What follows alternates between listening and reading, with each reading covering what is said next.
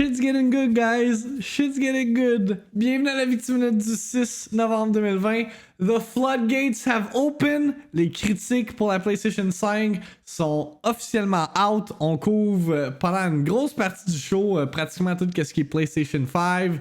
La console, la manette, le headset, Astro's Playroom, Marvel Spider-Man, Miles Morales. Je doute qu'on va avoir d'autres critiques en début de semaine prochaine, mais pour l'instant, c'est ce qui a été. C'est ce que l'embargo permet d'être showcased. Fait qu'on couvre tout ça. On a également des benchmarks pour le backwards compatibility, autant sur PlayStation 5 que Xbox Series X. Man, Next Gen is here. Can you feel it? Can you feel it? Genre, officiellement, Next Gen is here la semaine prochaine. Mais niveau coverage, Next Gen is here. J'ai hâte de voir ce que la semaine prochaine va nous avoir à offrir. Parce que là, it's only the beginning, man. It's only the beginning. Puis I'm a sucker for that shit. Fait que hopefully next week, on va être autant servi que cette semaine. I mean, on a eu 2 jours avec des grosses nouvelles. Ça kind of make up for the fact que début de la semaine c'était un peu de la merde. Mais hopefully next week ça va être the entire way through des nukes after nukes after nukes. Ah, puis pendant le nuke, fucking the Medium a été delayed également. Ça n'a pas rapport avec nothing else we're talking about. Mais j'ai trouvé ça quand même comique étant donné que le jeu sortait la même journée que Cyberpunk.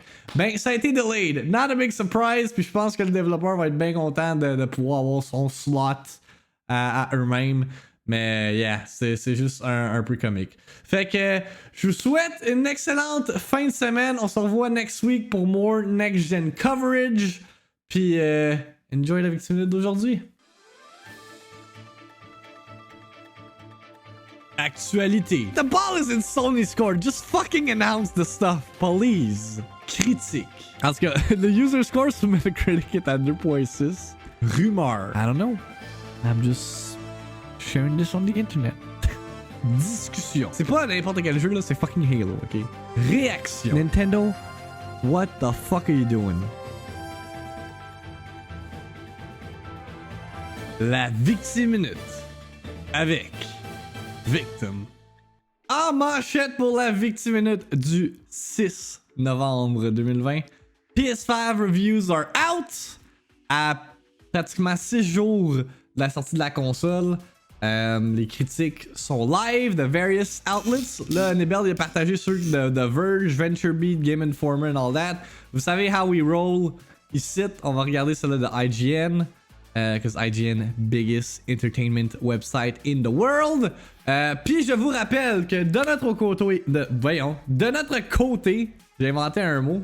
De notre côté, notre coverage de tout ce qui est PS5 va débuter à la fin de la semaine prochaine, possiblement vendredi idéalement, où est-ce que je vais unbox la console. We're gonna check out a bunch of games, entre autres fucking Bug Snacks, parce que Soliciana a payé mon PS Plus membership pour le mois.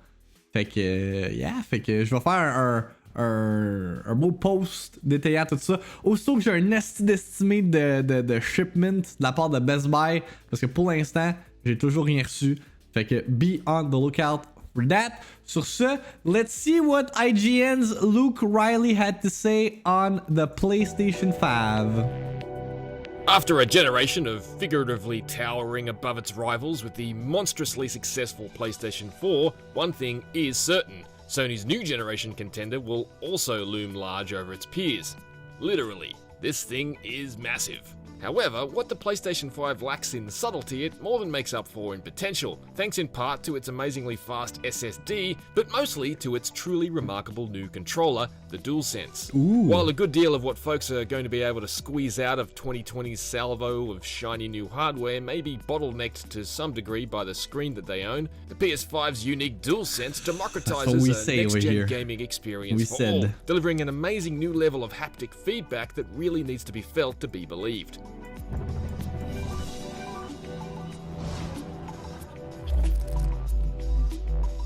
PlayStation 5. Make no mistake, the austere and unceremonious nature of the box and packaging is in stark contrast to the PlayStation 5 itself, which is far and away the most flamboyant looking console I've ever owned. Rather than a single shell, the PS5 appears to be made up of 4 separate pieces, a glossy black case sandwiched between a pair of warped matte white plastic plates with a detachable stand. I'll happily concede the PS5 does look a bit better in the flesh than it did in the initial product shots. The matte off-white finish to the plates is actually a lot nicer than I feared it's it not would that be, bad. and the sloping vents flanking the strip of glossy black plastic that wraps around the edge of the unit are eye-catching. The problem to my eye is that the gradually widening black strip on the front and the flappy overhanging plastic corners makes the PS5 look a little bit like a piece of luggage that's stuffed too full to zip up properly, and the irregular curves remind me more of a cassette that spent a hot summer's day on a car dashboard than a PlayStation. Oh my It's obviously God. not the first white games console, but in concert with its sheer size and shape, it's surprisingly ostentatious for something designed to sit Mais beneath or mets-la pas de beside côté, black c'est televisions, horrible de côté. black soundbars, black subwoofers, and a generation of black AV equipment and gaming hardware. It's a bit showy, and in a world of generally sleek and simple tech, it looks a bit out of place, like 2006's vision of 2046. On the front, you'll find access to the Ultra HD Blu-ray optical drive, a high-speed USB Type-A port, and a super-speed USB Type-C port, as well as the power button and eject button. These buttons are adjacent to each other, but the eject button is noticeably smaller, so if you're anything like me, there's now hope of not spending an entire generation trying to remember which button is which. Est-ce qu'il y en a d'autres qui avaient ce problème-là avec la PlayStation 4? De savoir quel bouton était le eject button puis quel bouton était le power button? Cause motherfucker, moi j'étais un de ces à chaque fois, je me trompais tout le temps, sacrément, ça pouvait pas être plus convoluted que ça. Merci Sony d'avoir révisé leur eject button, d'avoir mis ça clair. On the back, there's the figure 8 power connection, an HDMI Incroyable. out, 2 super-speed USB Type-A ports, and an Ethernet port. Unlike the PS4, the PS5 does not feature an optical audio out. The stand is necessary Comme la because Xbox the Series shape X, and nature of the by the plates way. means the PS5 can't sit flat on its side properly without it. It has a pair of small hooks which loosely clutch the back of the PS5 and a rotating base. Sitting flat, the console is simply perched on the stand without any additional fixtures. The base can flap around and slip left, right, or even off entirely, but that's something unlikely to frustrate unless you're regularly moving your console from place to place. Positioned vertically, a single screw is required to affix the stand to the console to prevent it from falling out of it. The slotted screw comes stored in the stand itself and is easy to install. If you don't have a flat screwdriver, a knife, or even your thumbnail will suffice. Appearances Your aside, there thumbnail. is one element of the PS5 that can't be as easily ignored, and that's the sheer size of it. Positioned vertically and perched atop its stand, the PS5 is about 40 centimeters tall, or 16 inches. With the stand switched, that figure is a fraction less than 40 the position horizontally, c'est coming in at gros, around là. 39 centimeters, but even in this orientation, the PS5 is still just over 11 centimeters high, or 4.5 inches, at the point where it's Je suis en train de regarder genre visuellement quand je vais le mettre sur mon setup là, holy shit. or the VCR-like original Ça va être comme plus haut que Xbox mes One. It's écrans. even bigger than 2 original PS4s stacked on top of each other. There are only 2 bigger white appliances in my house. One washes my clothes and the other keeps my butter cold. The PS5 fits in my furniture, albeit with the subtlety of a Humvee squeezing through a drive-thru, but may not fit in everyone's setup. It's quaint that this year's biggest console comes from the land of capsule hotels and K-cars, and it's the American console that's more compact by comparison.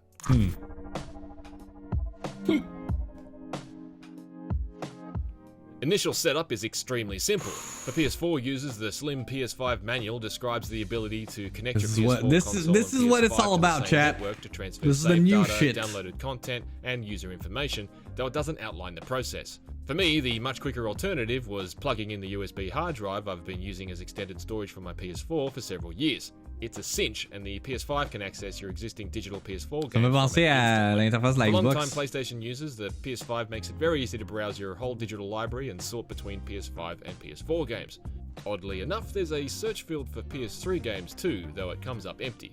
The PS5 UI doesn't feel wildly removed from its roots on the PS4, particularly as you get deeper into the menus, but it's definitely different and significantly more elegant in a number of ways.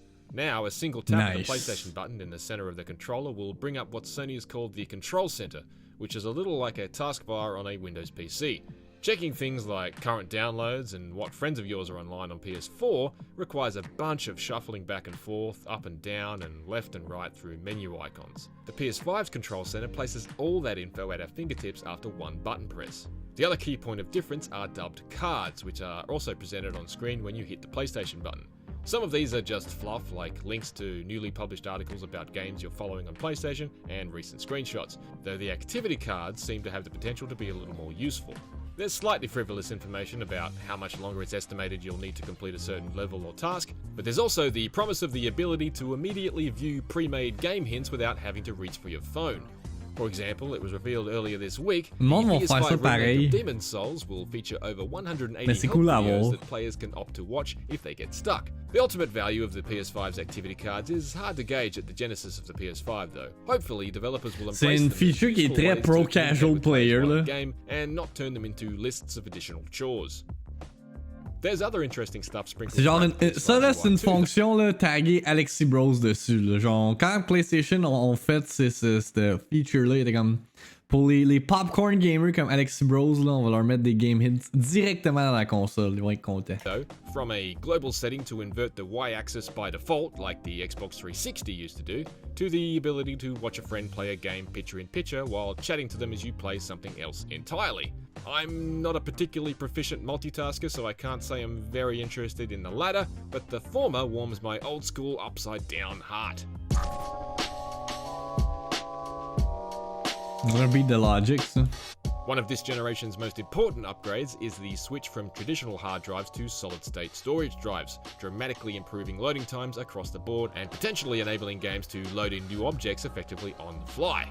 The PS5's SSD can read 5.5 gigabytes in just a second, which is on paper twice as fast as the Series X.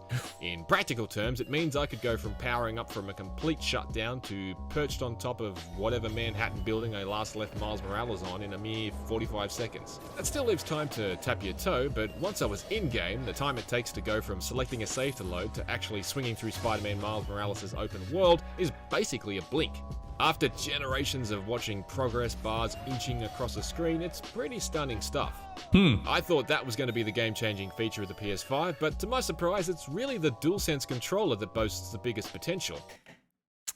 Well, there you have it, mesdames et messieurs. On se demandait si ça allait être une gimmick, le DualSense. Apparemment, it isn't. It may feel fairly similar to the DualShock 4 at first touch, but it didn't take me long to realize it's really an incredibly impressive new beast entirely. Largely the same shade of white as the console itself, the DualSense is just a fraction larger than the DualShock 4 and has a more premium look, particularly in the translucent buttons which have an almost glass-like appearance. The options and create buttons are also more raised than they are on the DualShock 4, so they're far easier to find without blindly rubbing your thumb beside the touchpad until you find it or glancing down. The DualSense also has a built-in mic, making headsets unnecessary, but it still has a 3.5mm jack for those who prefer to use them. The charging port is USB-C. However, it's what's on the inside that makes the charging port is USB-C. The range of haptic Nothing else needs to be DualSense said. can provide is quite astonishing.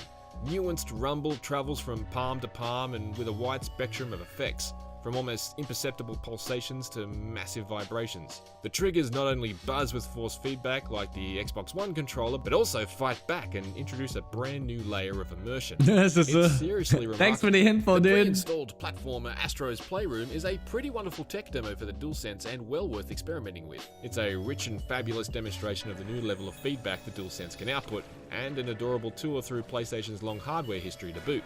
For a hardware generation jump that's currently muddied with a lot of cross-gen content and an overall feeling of something more incremental than the often seismic shifts we've experienced previously, the DualSense has emerged to me as a bit of a revelation. I've had to plug it into charge every second day since getting the PS5, but it's worth it.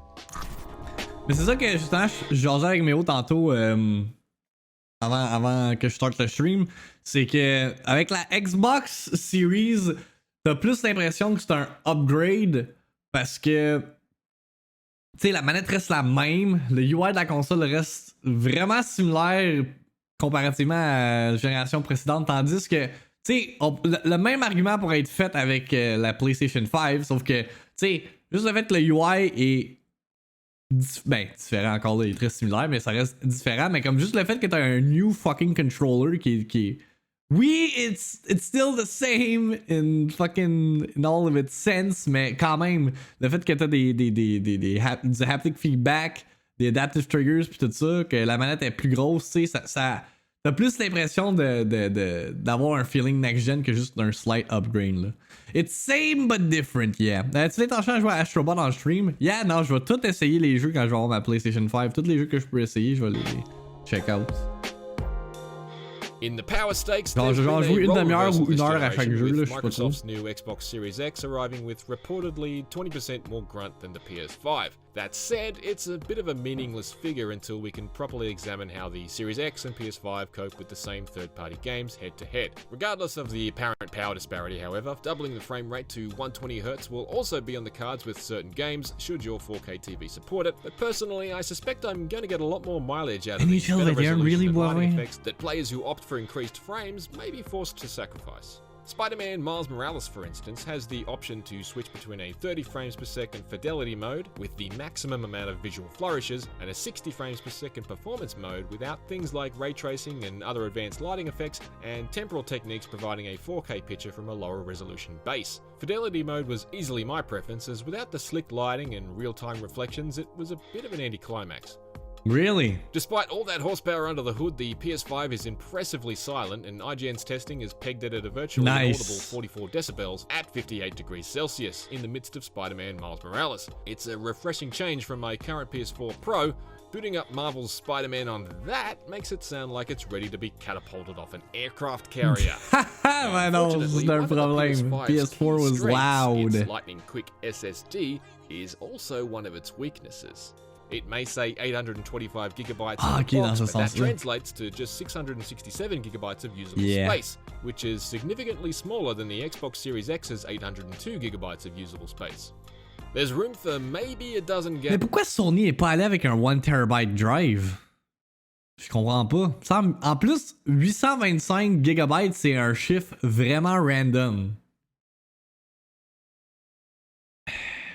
Games, and even fewer if they're anything like current generation behemoths like The Last of Us Part 2 or GTA 5.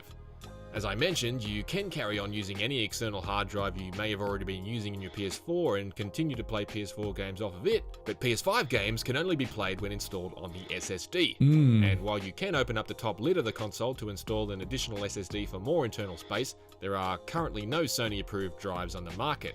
PS5 games can be stored on an external HDD, but need to be copied back to the la SSD PS5 est so the near silencieuse. instantaneous loading times for PS5 games may make this palatable. However, it's worth noting that losing time later to the task of moving stuff around when my SSD invariably fills up may feel a bit like robbing Peter to pay Paul.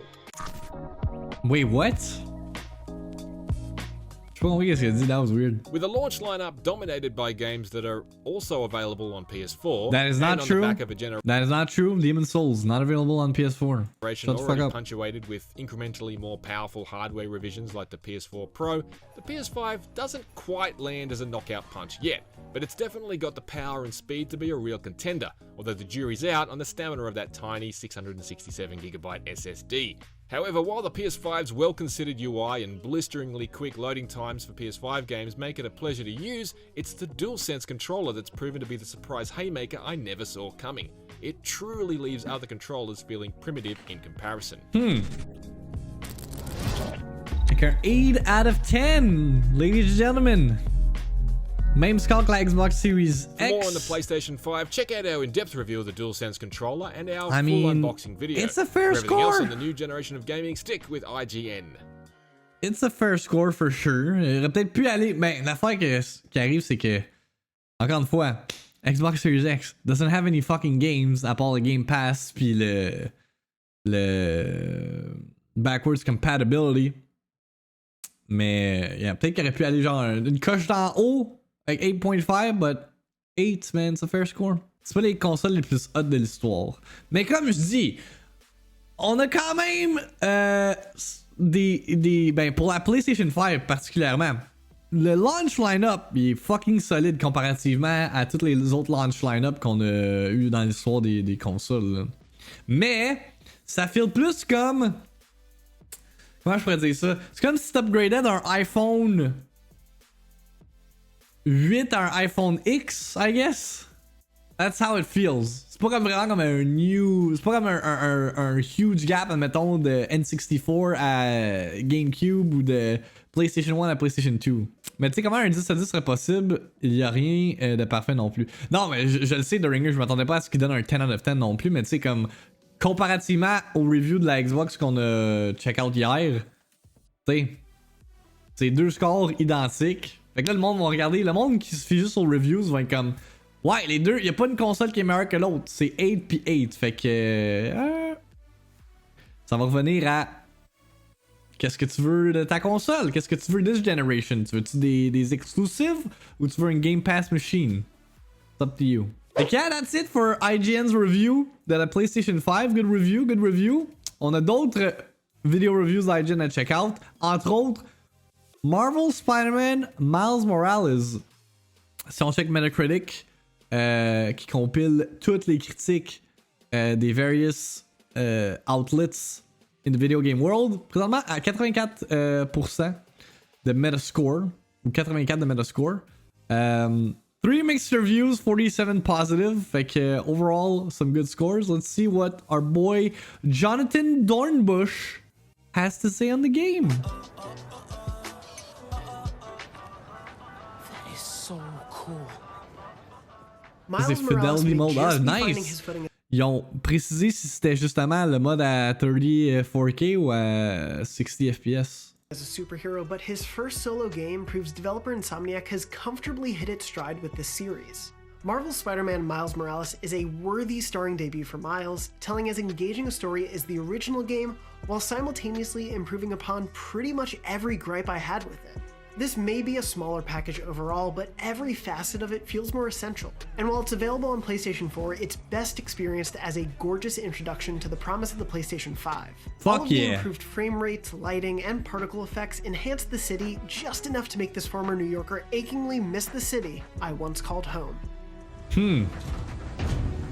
Hello, tiny spiders.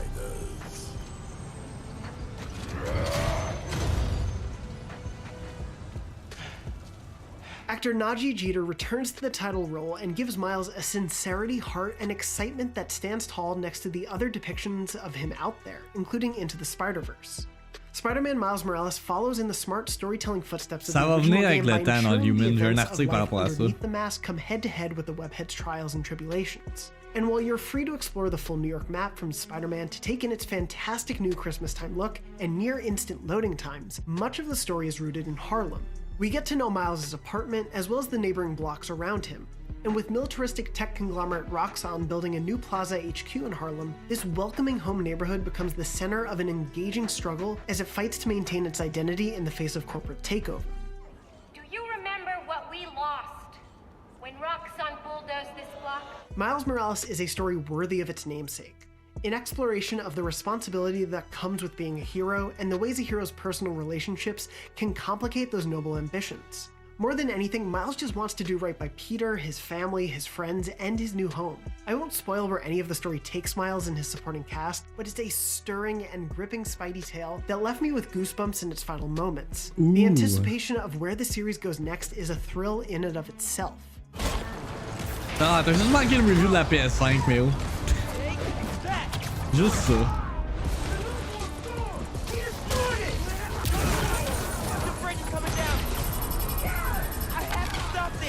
Slipping back into the swinging and fighting mechanics of Miles Morales was as comfortable as it was exhilarating. Miles controls largely the same as Peter when it comes to the basics, but beyond those fundamentals and some shared unlockable skills, Insomniac has done a flat-out fantastic job of adding depth to Miles' movement and fighting skills to allow him to stand out as his own character. Watching Miles' That's what I fucking said when the game was revealed! You're stealing my shit, Jonathan! Animations as he swings through the city is a treat. Speaking of, mind giving me a hand up here? Yeah.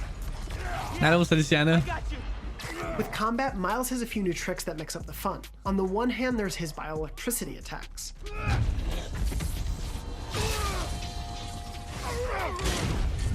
Mixing them in not only saved me in the midst of some attack battles, plagiat. but they also add so much stylish flair and boy. variety to how I approach They're stealing my brawls. shit.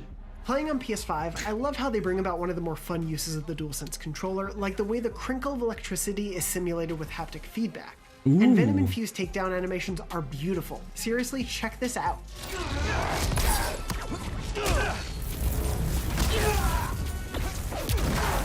Whoa! Add in Miles' cloaking ability, and suddenly any combat scenario can be transformed, even temporarily, into a stealth section. Also, I'm psyched that Insomniac actually addressed one of my larger gripes with the first game by making the various powers Miles can unlock with his new, awesome lineup of suits, or for his visor, more meaningful and interesting. I found myself switching them up quite often depending on the situation. Not every power-up has gotten the same love in my playthrough, but I kept wanting to test them out and try them in new scenarios. Another big improvement is that side missions and environmental objectives are actually consistently fun and rewarding. I loved Marvel's Spider-Man, but the way it was padded out with time battle quotas and Ubisoft-like radio towers made the hunt for upgrade tokens and to 100% it somewhat monotonous. However, the few bright spots among those missions seem to have served as the blueprint for Miles' side missions. There are still some crimes to stop, sure, but they're not as much of a focus. Instead, neighborly missions are impressively varied. Again, because Miles Morales is a smaller package overall, there's not a ton of these, but I'll happily take this more selective set of one-off missions rather than repeating the same task 30 times, especially alongside the plentiful collectibles. The way they offer some backstory for Miles is a nice touch, and they often include some light but entertaining environmental puzzles. C'est plus l'esthétique. White supremacy. I wanted to tell you my favorite food truck will be at the rally tonight. If you're planning on getting a PS5 anytime soon, I highly recommend waiting to play Miles Morales until you do. The added benefits of native 4K resolution and ray-traced lights and reflections provide such a stunning take on this already beautiful cityscape that it seems like Insomniac is just showing off. Sunlight cutting through the misty clouds and snow was unexpectedly breathtaking at the height of a swing in the early moments of my first playthrough, and the wow moments only continued from there. Genre le cool Spider-Man. 60 frames per second performance mode, however, offers beautifully smooth web swinging and combat without missing out on too much of the world. Lighting is a little flatter and less dynamic, and reflections aren't quite as there, but doubling the frame rate is instantly recognizable and appreciated. And as much I don't know, je pense que je vais vous faire voter quel jeu que je commence is really tough to give à up. jouer. I recommend it after you've toured the city and appreciated it at its most beautiful. Voulez-vous de la gomme?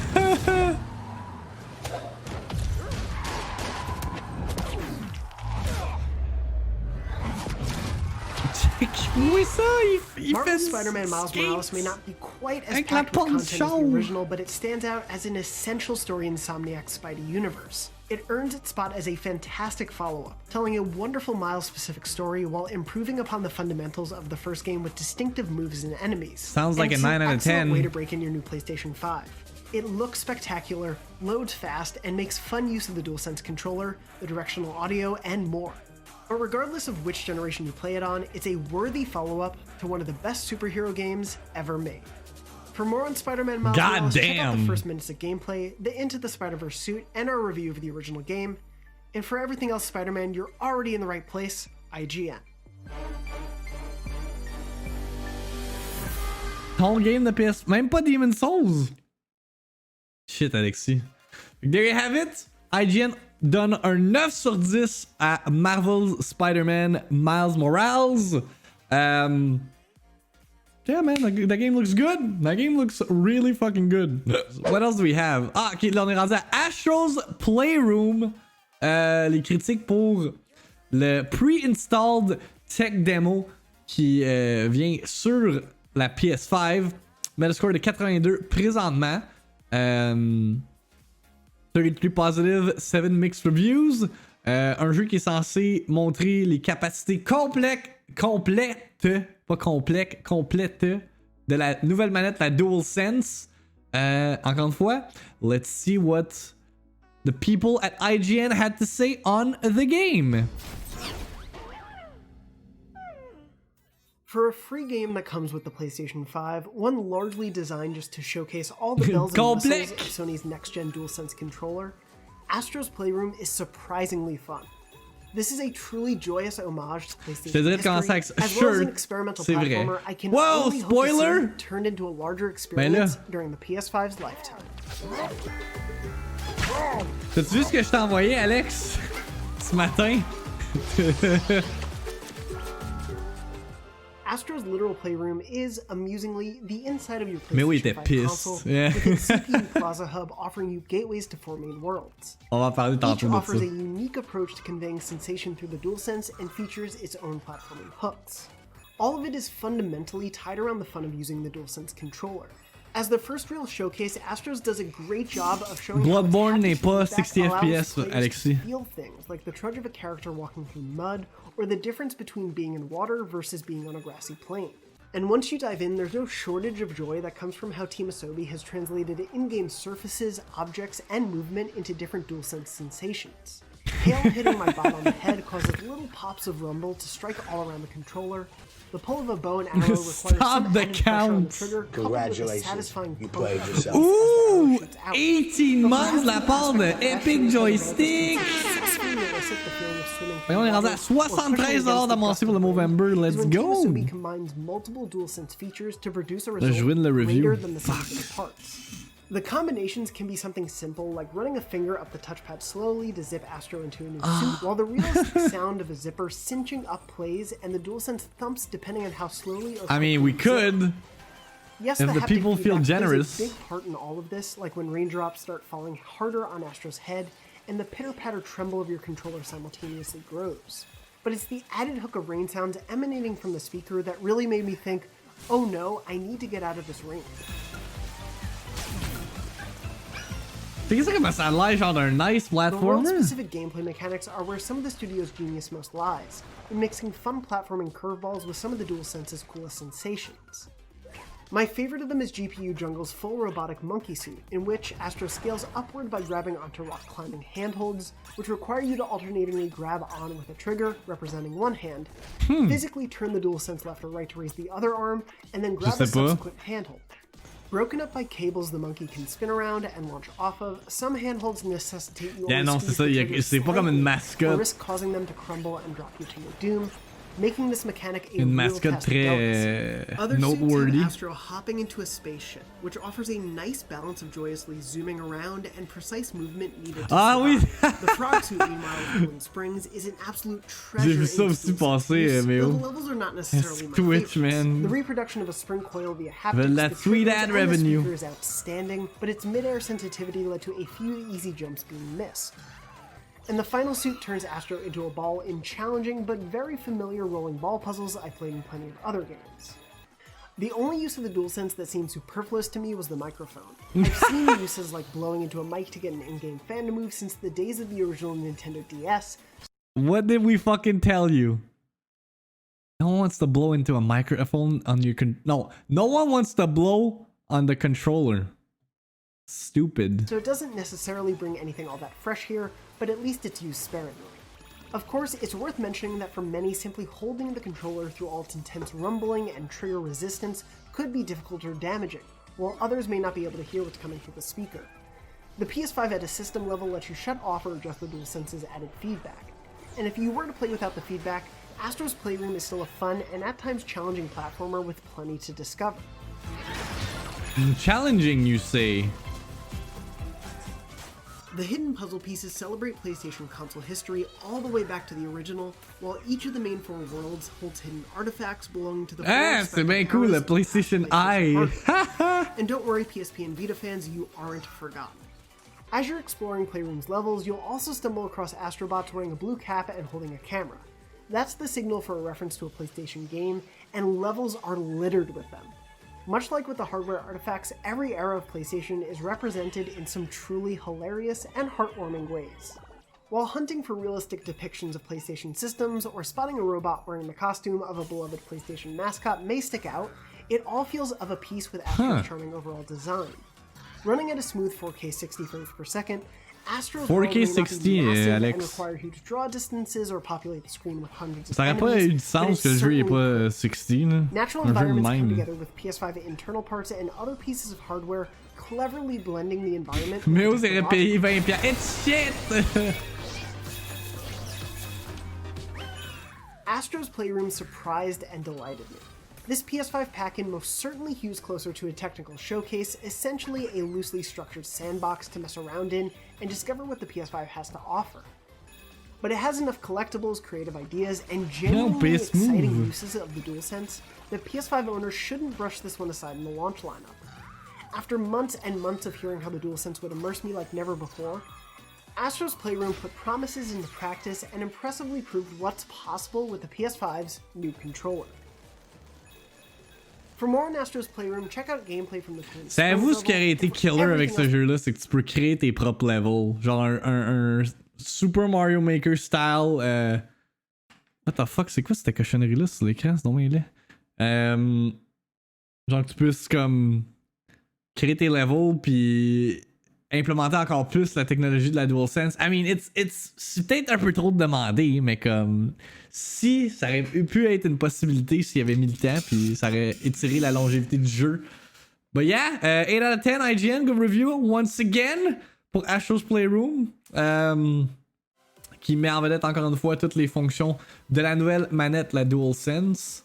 Neat little packing game. Si on poursuit, on a un review pour la DualSense strictement. Encore une fois d'IGN. Fait qu'on va le regarder. Let's see what Mike Epstein has to say on the controller itself. Whoops. The DualSense makes the most of the opportunities that a new console generation provides. The successor to the DualShock 4 has a stark new look and a redesigned shape that's easier on the hands, which makes it a fundamentally better, more interesting controller. It also has some next-gen swagger. Beautifully implemented next-gen haptics and adaptive trigger resistance create opportunities for more immersive experiences through tactile feedback. Both a careful evolution and a big innovative leap forward, the DualSense sets a strong new standard for console controllers.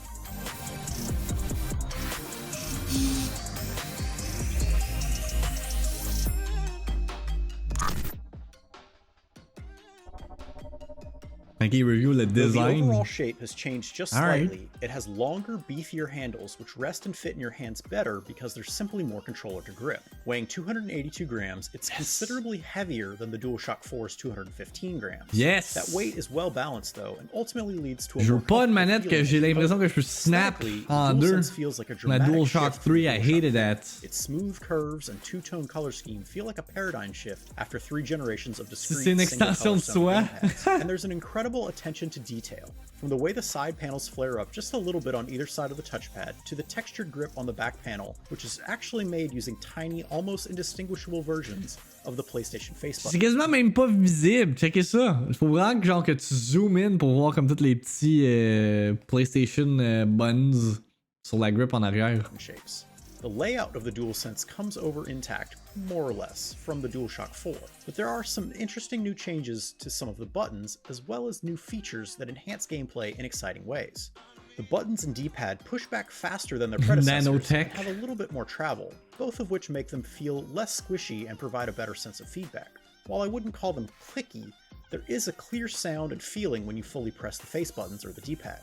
In the center column, the Share button has been replaced with a Create button, which pulls up a system-level menu that lets you choose between taking screenshots, recording a clip of what just happened, or starting a new recording. The DualShock 4 touchpad returns, but it's now matte white with an RGB light bar around the rim. Below that, the speaker returns alongside a logo-shaped PS button. Below the PS button, you have the new built-in microphone. The mic looks like a tiny dot on the outside, but it's capable of picking up anything and everything directly around it. In at least one game, it also technically adds extra control options. In Astro's Playroom, you're asked to blow into the mic to advance at certain points. That is but if dumb. you find the idea of having a hot mic in your sorry, hands but that is there is a dumb. thin, clear mic mute button just below the PS logo. If you swing around back, the biggest, most exciting changes deal with the triggers. L2 and R2 are longer with a deeper pull. Genre, c'est l'affaire la plus gimmicky de la manette, selon moi. DualSense's two most substantial new features: precision haptic feedback and the so-called adaptive triggers, which create resistance in them to simulate tension, Sauf ta but manette. otherwise provide physical feedback. Ça marche pas, chat! Though the haptics are present See? throughout the controller, the most interesting, precise feedback comes through the triggers. The two features, working in tandem, make the triggers the centerpiece of the DualSense. They aren't just critical inputs, but the primary conduits through which you feel what a game is trying to tell you. Also on the back, You the feel. DualShock 4's light bar has been removed, and the micro USB charging port has been replaced with a USB-C port.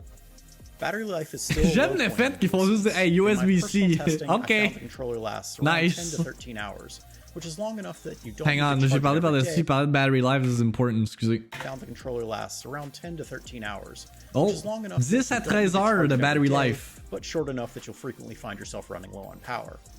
Finally, at the bottom of the gamepad, you have a 3.5mm audio jack for a wired headset. C'est and copper confirmed. pickups which allow it to connect to Sony's charging cradle.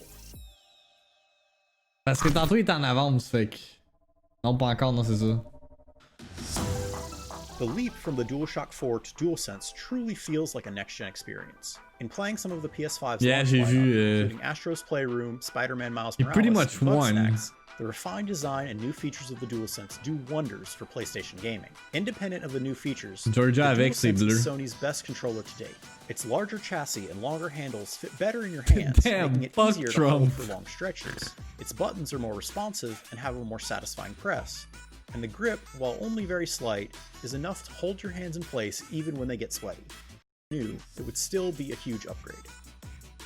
But of course, the DualSense does do a lot of new, very impressive things. Astro's Playroom, which serves as a showcase for the DualSense's new and old features, shows all kinds of ways in which the haptics and adaptive triggers can be used to make games more immersive and provide a natural sense of feedback. When Astro draws a bow and arrow or gets ready to slingshot himself into a catapult, you can really feel the tension grow in the triggers as you hold it down, allowing you to naturally gauge how charged the launch will be. In another moment, a large creature walks towards Yeah, Astro. Twitter censored You feel Trump what direction parce it's coming qu'il- from and how close it gets based on how He the spread controller vibrates. misinformation. To me, the most impressive use of the haptic feedback was purely immersive. In the opening cutscene for Spider-Man Miles Morales, Miles rides the subway and you can feel the train shifting and tilting on your fingers. The Really? rumbling sensation in the controller diminishes and intensifies as the train turns or shakes because of the train's speed. Damn. In theory, the DualSense's microphone is a great equalizer, as it means that every PS5 player using a DualSense always has access to a microphone. In practice, the built-in mic works fine in a pinch, but it isn't a replacement for a good headset. The mic can Yeah, clearly that's pick up your voice Spider-Sense. without having to move the controller too close to your face, but it'll also pick up any noise. Ligue voilée, Alexis, je vais le mettre dans la the queue. sound of a mechanical keyboard typing notes. The bigger problem I found was that the incoming chat audio from other players comes in through the DualSense's internal speaker when you're using the controller mic. While the microphone could hear me easily, I found it difficult to hear my teammates over the game audio coming through the TV. Playing on Mais achète-toi un headset, the fuck you mean, dude? Ah, je pourrais d'entendre mes amis parce que ça passe à travers la manette. Ben no shit, Sherlock. Hey, what a stupid argument. the PS4 version of Apex Legends on my PS5, my partners and I had to rely primarily on nonverbal communication because I couldn't always hear them over the sounds of a firefight.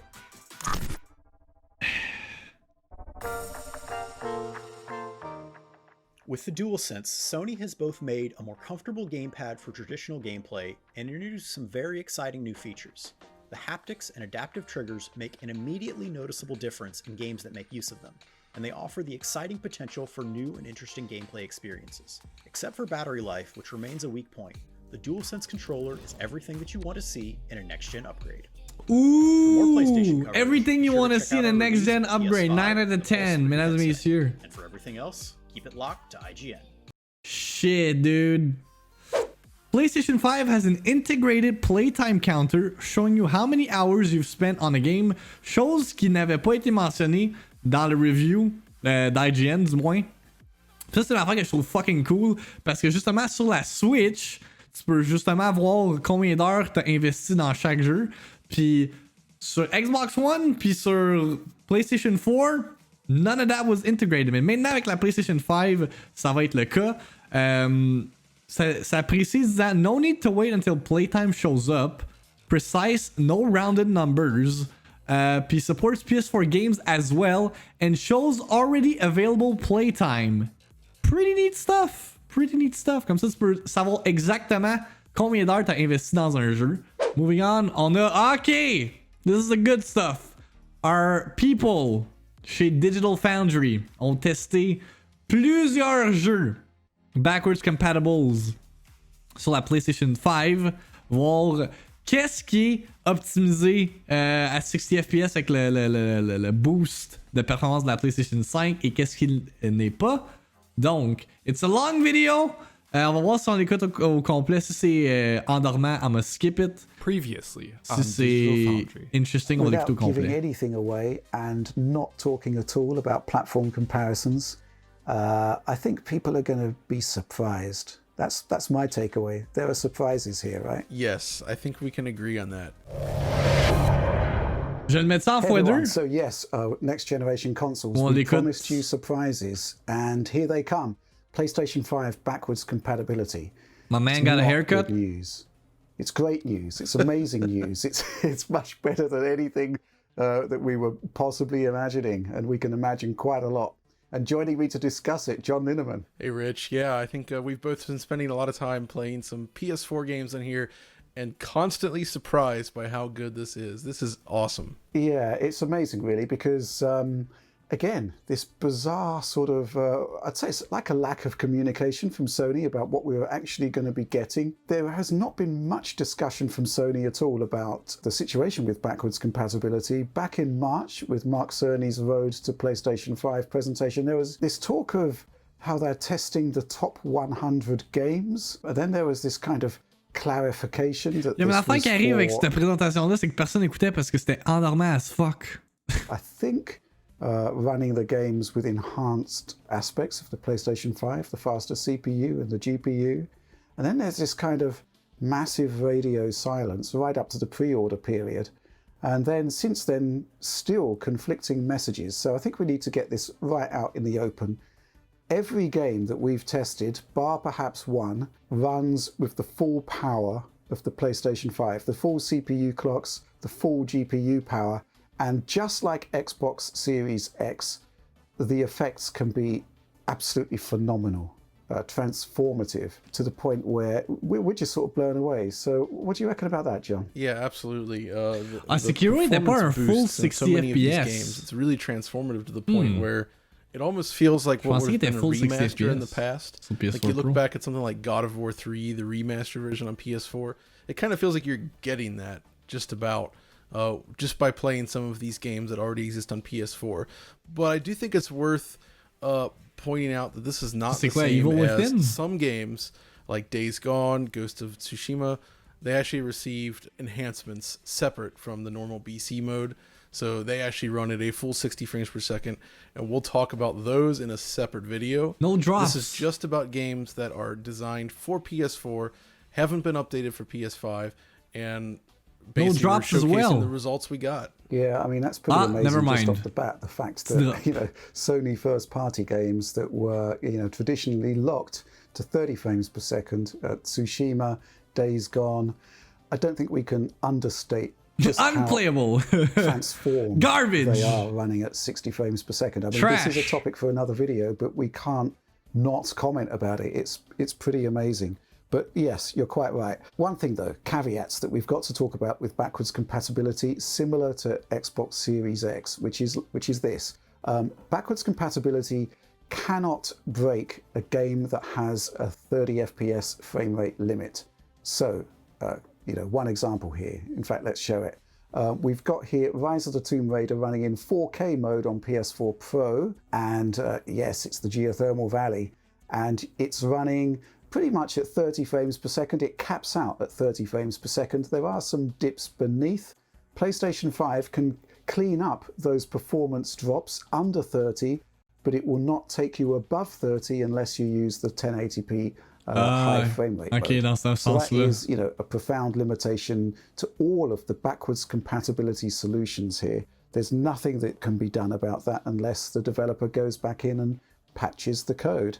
But even so, there's still much to talk about. But yeah, we just need to keep that in mind. The one that a lot of people will be talking about will be Bloodborne, which people have been crying out for a 60 frames per second patch for that. And Lance McDonald actually produced a patch for it. Very much unofficial, but it did kind of work. It was just held back by the lack of horsepower. It's clear that it would work perfectly. 720p. If it were available, it would run the game at a locked 60. I am confident. Hey, Rating Day, what's but up? the fact is that it's not available, so it's the game hasn't really changed. But that said, There are so many games, so many titles we download thinking that we're going to be getting a nice uptick in performance, and we're seeing so much more. So where should we begin? Well, let's go back to Rise of the Tomb Raider. Yeah, I think Rise of the Tomb Raider, since we already mentioned it, is a good one to talk about. And that it also has that performance mode, which drops the resolution down to 1080p, but it targets 60 frames per second. It wasn't bad before, but it definitely couldn't. Je suis surpris pour vrai. Il y a beaucoup de jeux que sur PS4 Pro, je pensais que justement que le boost mode, il était 60, mais c'est genre une illusion parce que c'est pas du actual 60, c'est genre du 50, 40, mais c'est évidemment plus fluide que du 30. Mais là, je vois plus comme les actual numbers, puis je suis comme, damn, I've been lied to, man. What's up, button mash? 60 on the Pro. Obviously, as you can see here, the PS5 has zero issues doing that. And I'm fairly certain that if you were to run the higher resolution 4K checkerboard mode with an unlocked frame rate, you'd be getting the same results as we're seeing here. It's just, this is the nature of backwards compatibility, but still, it's really nice. I also tested, just worth mentioning, I did test Shadow of the Tomb Raider as well on the side. That's also locked 60. So Tomb Raider's looking good on here. Yeah, and a game that you covered back in the day, Final Fantasy 15, the light mode, again, similar to Xbox Series X, has a 1080p performance mode. It's really, I'd say, an unsatisfactory experience. Frame rates can be anything from, the low 30s, mid 30s, all the way up to 60. But again, as you're seeing here, PlayStation 5, just as on Xbox Series X, just locked 60 from start to finish. Damn. Super smooth. It looks excellent in motion. And again, if only they could unlock the frame rate for the high resolution modes now, it would, I think we'd have 60 in the high res mode easily. Yeah, we were talking earlier about games that may not be able to hit their 30 frames per second target. Another classic example here that we're going to see cleaned up. Again, the classic Just Cause 3. Which was severely CPU limited. What is this shit? 19 FPS? J'avoue que c'est une PS4 normale, mais quand même, what the fuck? Never any kind of huge explosions kicking off. And yeah, we saw anything below 20 frames per second on the base PlayStation 4. You only got a marginal uptick in performance on the Pro.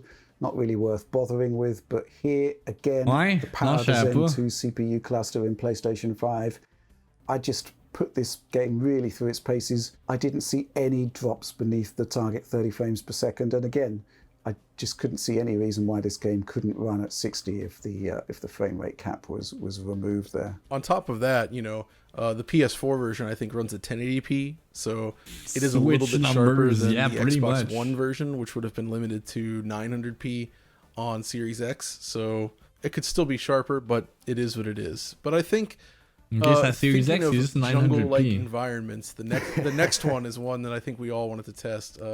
I'd seen this before in the past on Series X. Now we've seen it on PS5. It's Crysis Remastered. It has a performance mode. It was terrible on the actual PS4 Pro and Xbox One X. I much preferred the more stable modes. But here, it's so nice they included it because it's perfect. I mean, that's really all I can say about this. In terms of performance, it's simply perfect. Yeah, it locks at 60 frames per second, and we've used our traditional stress test area here, the Village, and you can see on the Pro, we're so CPU limited there that there are areas where we dip beneath 30 frames per second. Dude, Crysis Remastered, man. C'est un jeu de... Quoi, 2008? The hell?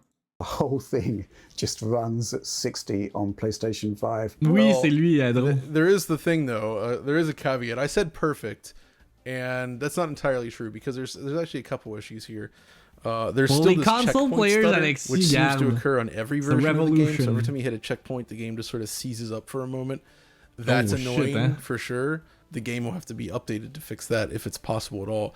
Then the other thing, at least in my case, I noticed when using the aim down sights feature on the game, the depth of field blur was slightly broken, where it was like the upper left portion of the screen wasn't receiving depth of field while the bottom right kind of corner and edges were.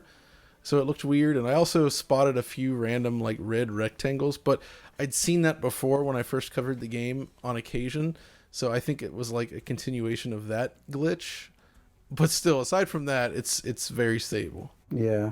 I mean, it is impressive stuff, but you're right that the checkpoint stutter is quite obnoxious. But the actual gameplay, once you're in the thick of it, just plays out beautifully. And again, you know, I can only wish that the frame rate limit was removed on the other modes, because I suspect that the PlayStation 5 would ace it. Oh my god, fuck that game. We'll be producing a patch for this one, because I'd love to see it. Yeah.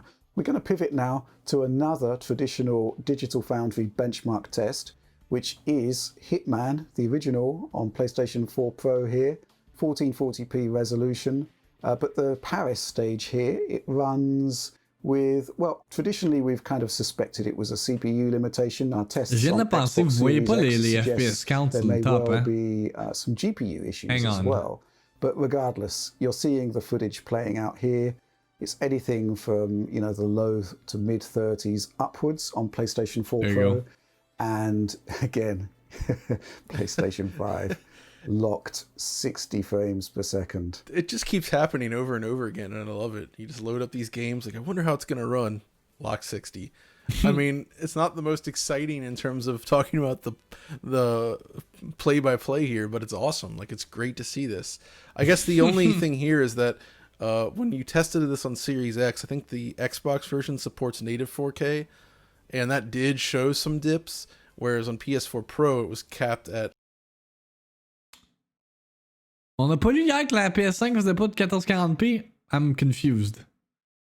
On voit la ligne turquoise qu'on a en flat sur le top. Sure, mais là tu l'as en chiffre.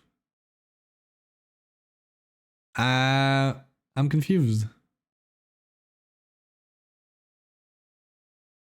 At 1440p in the high end. To be fair though, I would rather take a locked 60 with a lower resolution over a higher resolution with some dips, but I was hoping we could have done a like-for-like comparison here with this game, and it's proving more difficult than expected. C'est native, there was a lot of variation in resolution between 1X and Pro. Yeah, it's very rare that you actually find a game that runs with an unlocked frame rate on both systems at the same resolution. Erreur, je sais pas. And certainly on the Xbox side, while we were doing our tests, we only had a set amount of games that we could actually test. They're all unlocked now, but yeah, back in the day, that was the limit there.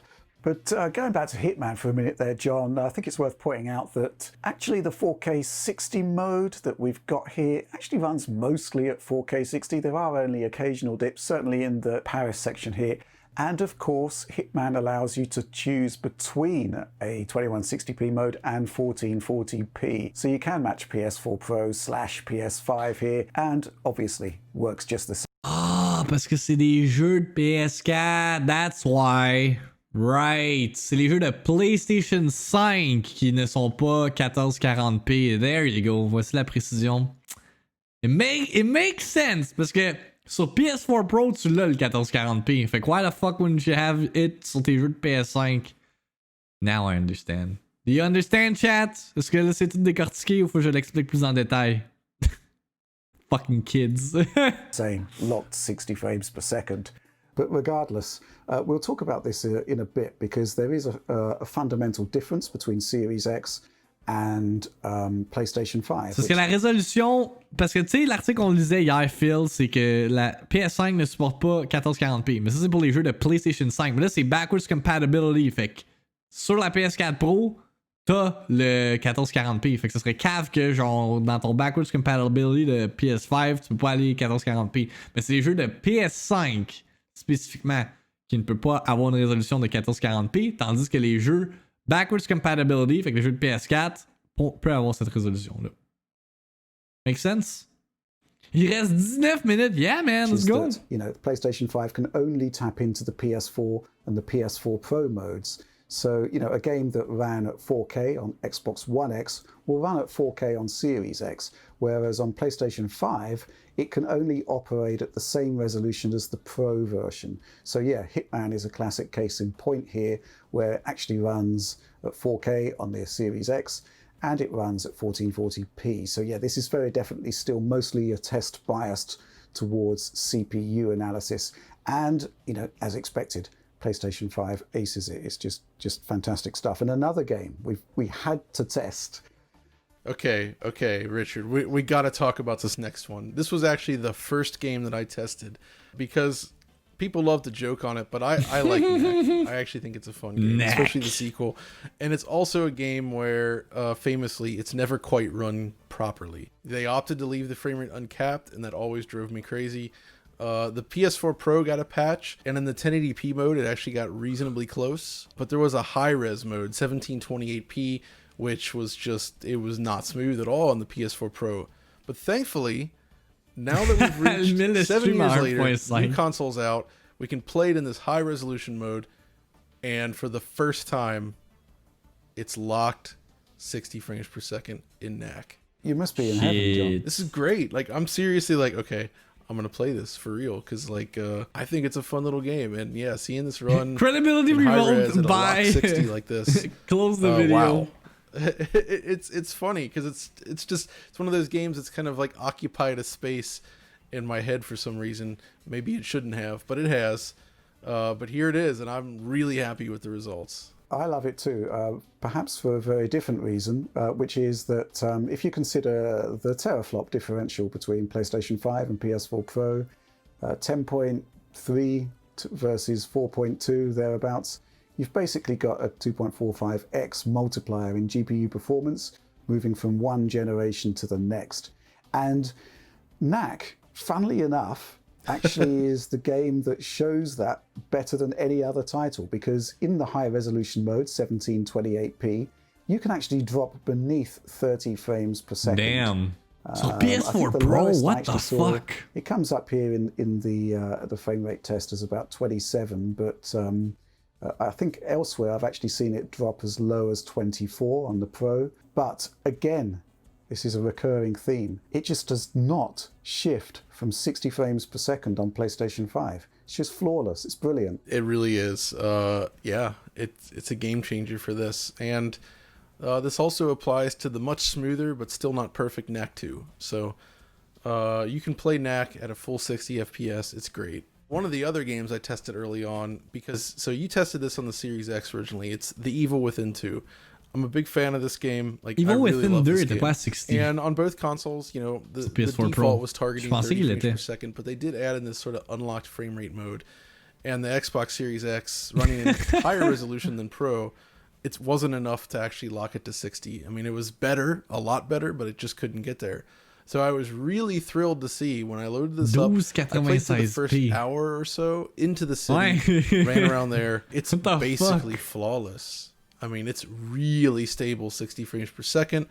I still think the game looks great. It's got some really cool effects at work and just like neat moments that kind of mess with your like mind, I guess. You know, that's the whole point. But yeah, it just blazes through, no problem at all. It loads faster. It runs like a dream. It's just it's great. Like this is a fantastic way to play the game now. Mais actually, non, c'est plus haut que 1080p, Alex. Multiplier to GPU performance here. It is, 2 times for quite a lot of the duration, sometimes even higher than that, because I did note some spots where it will occasionally, very fleetingly drop beneath 30 frames per second on PS4 Pro. This does not happen. Non, c'est ça, c'est entre 1080, non, c'est ça. But again, it is. Il n'y a pas une résolution 1920. So kind of like two factors. The resolution is lower than Series X. Voyons la longueur. Multiplier, gen on gen, is higher. So these two factors combine to give us this locked 60. This is really interesting. And it's weird 1440p. The 1X being what it was has actually caused some issues for some of those games running on Series X because the multiplier is lower. Whereas the PS5 is a larger jump over what PS4 Pro was. Series X, par exemple, c'est and we're just seeing the benefits left and right 1800p. Yeah, it's remarkable. Yeah, and speaking of remarkable, Sekiro: Shadows Die Twice. Now, this was a game that I tested on Xbox Series X, and I was really impressed with it because you did see a transformative boost to performance. 1800p, 60 frames per second for a fair amount of the benchmark sequence. Checkerboard versus native. 50 to 60 was the actual readout that you'd get for the actual experience. Dynamic. Of playing it. Resolution, man. This shit is fucked. I mean, you haven't really had a chance to play this game, so they were all fairly early in non-demanding areas. I loaded up some other areas on the PS5, and including the intro as well. And it's Ben, just peut-être que les consoles, genre, s'ajustent, pis ça peut pas être exactement la même affaire.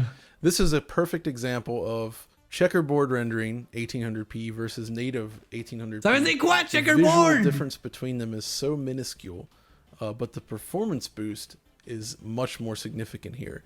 And as a result, like I played this really on my PC because I was really having a hard time getting... I couldn't adjust to the unlocked frame rate on the consoles for this game.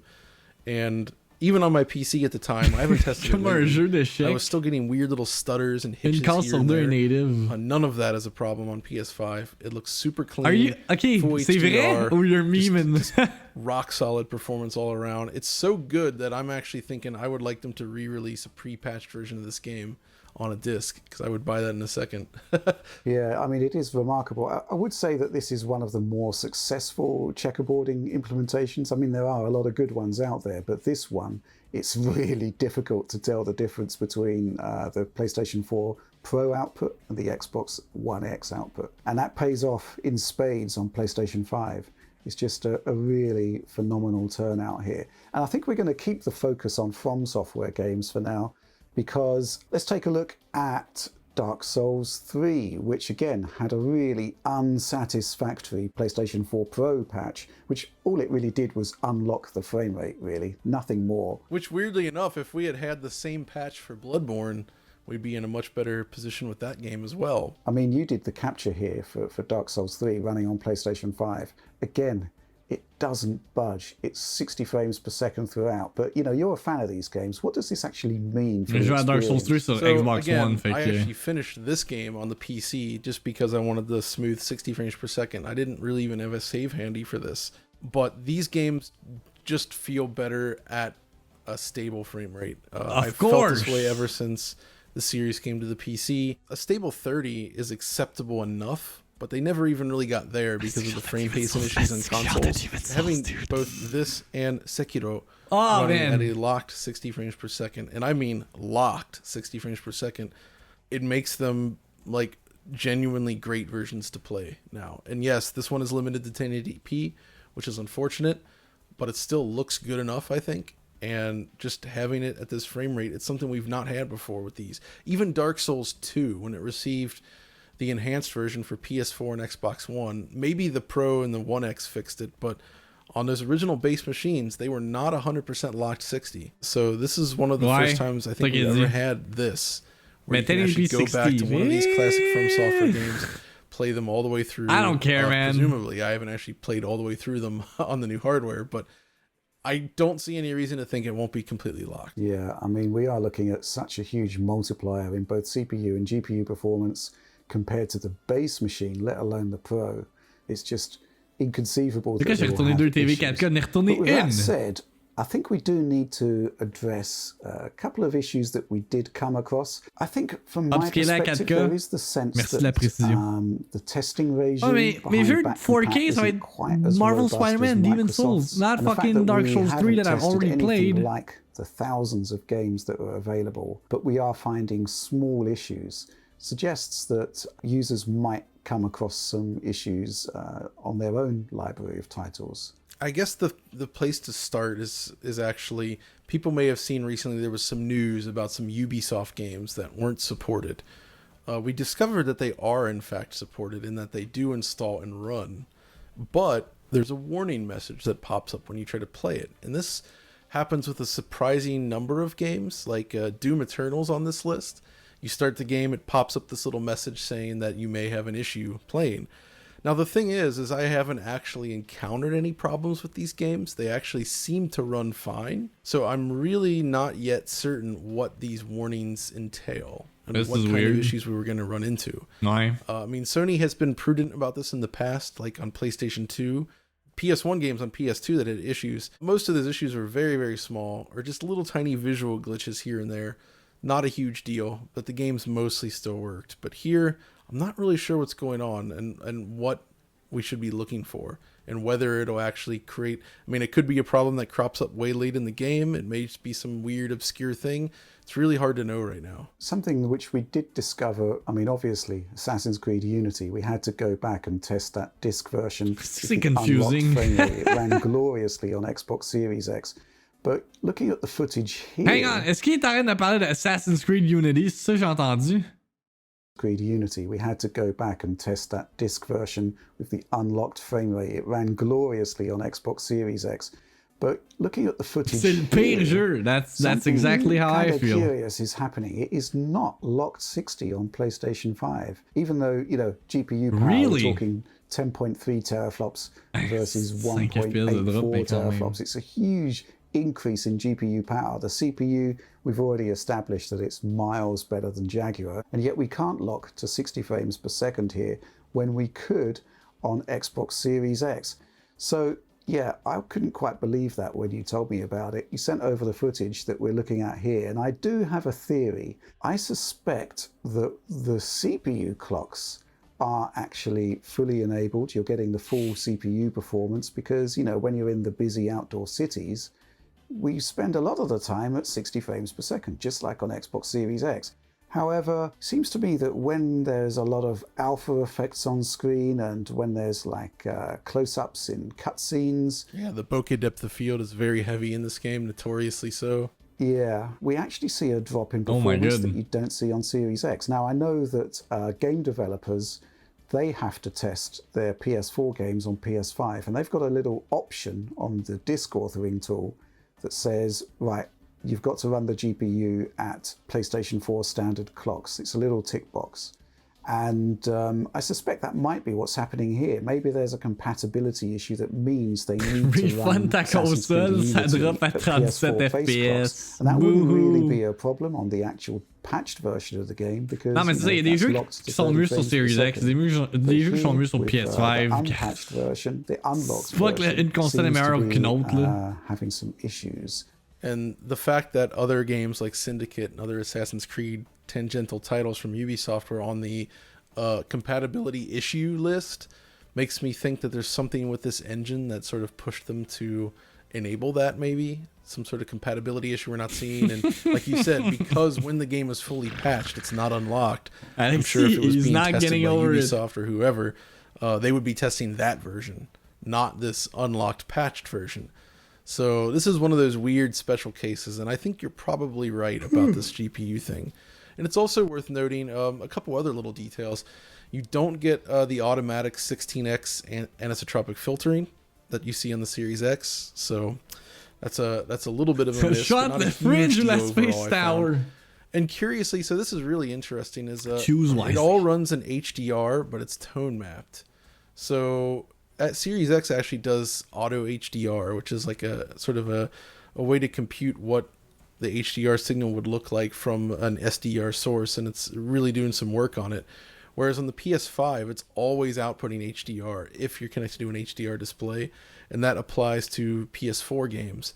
And what I found in that case is that the overall image is actually this slightly is some nerdy boosted shit in brightness. right here. Like the whites are brighter, everything's a little brighter, and it actually looks good, but it's still like just like tone mapped. So it's a weird thing. Like I like it, but I wouldn't really say it's real HDR. And you can always disable HDR in the front end menus, right? Assassin's Creed. I don't. In this case, though, I actually think it's better with it, so I wouldn't do that. But it is curious. I guess the weird thing there is I found, you know, if you want to use black frame insertion at 60 hertz and you know that it dims the screen a little bit, running with HDR enable, it brightens the image just a bit, which makes that the impact to brightness from black frame insertion less noticeable. So there is kind of a weird side benefit there. So yeah, I want to talk about some other things related to backwards compatibility because this has come out of nowhere. So it's fascinating here because, you know, on the face of it, technically, I think Microsoft's backwards compatibility solution has been better tested and is better implemented. But when you consider the PlayStation library here, what Sony is bringing into the party is pretty amazing. So, you know, to explain that, from 2013 to 2016, base PlayStation 4 games, they typically ran at 1080p, and a lot of the time the Xbox One versions would run at 900p. So if you run those 900p games on Series X, they'll still be 900p, whereas, PlayStation 5, you're getting the 1080p experience. So I think that's pretty amazing. So that's the feather in Sony's cap there. The fact that you're getting, typically in the multi-platform scenario, the PlayStation 4 version was better, and it's better on PlayStation 5. Then there's the whole enhanced console thing, which I find fascinating because the resolution targets were lower typically than Xbox Series X. But thanks to the GPU multiplier that you're getting going from PlayStation 4 Pro to PlayStation 5, you're getting higher frame rates. So we could find the limits of GPU performance on Xbox Series X under backcompat pretty Overall, easily. je suis content. But I'm not Yeah, sure c'est pas, that we c'est pas du found bad. it on PlayStation 5 running PS4 Pro games. Because, c'est plate pour Bloodborne, man. C'est comme un des seuls exclusive PlayStation que le framerate n'est pas boosté. Genre, get fucked pour vrai, là. Ce jeu-là est disponible sur aucune autre plateforme. Oh well, rip. Just run at 60 frames per second. It's a remarkable turn of events. Yeah, and not only that, I mean, everything still runs Ghost great from of disc. Tsushima est boosté à 60, God of War, Days Gone, mais pas Bloodborne. One game, it can even solve issues in we mentioned the Evil Within 2 earlier, and I just want to quickly mention the first game. If you recall, that's a game where when it shipped on PS4 it had serious issues. The resolution was weird, the frame rate was always under 30, closer to 20, sometimes in the teens. It was terrible. The PS5, you can pop that in your system, don't download the patch, and it just works. It's locked 30 FPS, it works correctly, everything feels just as it should. It's a funny thing to see how these games can they just feel like Bloodborne Definitive Edition. Somehow. Oh yeah, I mean it's all good stuff. But yeah, hier que je pensais à ça, j'ai rêvé à ça, mais comme on va, tu sais, last gen on a eu crissement des Definitive Edition là. Watchez bien cette generation là. It's gonna be crazy. Definitive Edition galore. Obviously, there's more games that we want to test. There's more experiences we want to share. But that's the big Dark Souls surprise. 3 That's est the boosté great 60 news, the FPS, fact that, 1080p, Richie. over 100 million, 110 million. Killzone Shadowfall at 60, really? Oh, yeah. We had this big unknown as to whether the library would translate across to PlayStation 5, and if it did, whether we would be seeing enhancements. The great news is that, pretty much everything is there. It's just been great fun for us. On doit des Definitive Edition, the Definitive Edition. Oh my god. And to see how they're transformed running on the new system. We didn't even mention loading, though. We don't need to go into the numbers here, but that's another thing. The loading benefits from running on PS5. So that's a whole different thing to consider. Faster loading, faster frame rates. It just feels like all these console games that never quite ran correctly are suddenly exactly what they should have been in the first place. Mais c'est ça qui est bizarre. Quand tu y penses, là, ça veut dire que genre tellement tous les jeux de PlayStation 4 étaient genre pas à leur plein potentiel, and there you go, now they are. It's kind of stupid. Finalement, il y a absolument rien à 120 Hz. True. Dans le fond, les jeux roulaient tout comme la merde, c'est ça? Là, with the power of the PlayStation 5, let's experience the game at their full potential. Yeah, and that's just terrific. But I think we're going to leave it there. Much more to share, as I said. So yeah, keep your eyes peeled. But that's all from me for now. So thanks for joining me on this one, John. Sure, it's fun. And as always, please do like and subscribe. Après, le monde sont comme, je vois pas de framerate issues sur Age of Calamity. Whenever digital Dude, it's called marketing, boys.